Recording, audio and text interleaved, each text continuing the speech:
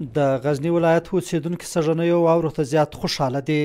دوی وایي دغه واورې هر اړخیزې ګټې لري چې هم به اوبه زیاتې سي، هم به هوا صافه کړي او هم به موسمي ناروغۍ ختمې کړي. هغوی زیاتوي دا په تېرو 10 کلونو کې زیاتې واورې دي چې په غزني کې ورېږي.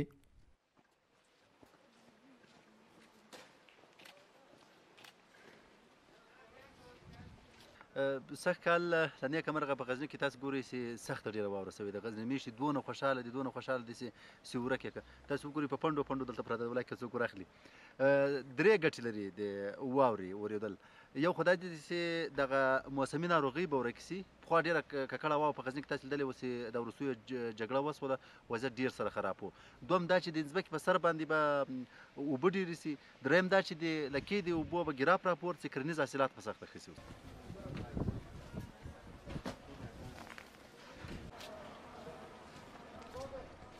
بل لور ته روغتیایي ماهرین هم ورښتونه د ټولنې د اشخاصو لپاره د روغتیا په برخه کې ګټور ګڼي او وایي له دې سره ځینې ناروغۍ له منځه ځي.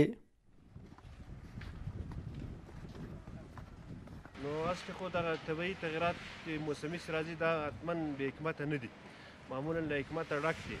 خو د واورو ورک که په وچکالي باندې اثر کوي، همدارنګه د هوا په فضا په پاکوالي باندې ډېر اثر کوي.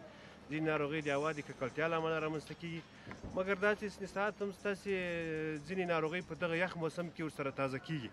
خو په مجموع کې د هوا په پاکوالي ډېر تاثیر کوي. غزنی هغه ولایت دی چې په سلو کې تر نیمه زیات وګړي بزګران دي او ډېری لاسته راوړنه یې کرنه او کرهڼه ده. خو په تېرو څو کلونو کې په دغه ولایت کې د اوبو سطحه زیاته ټیټه سوې وه چې دغه ولایت له زیاتو مشکلاتو سره مخ و.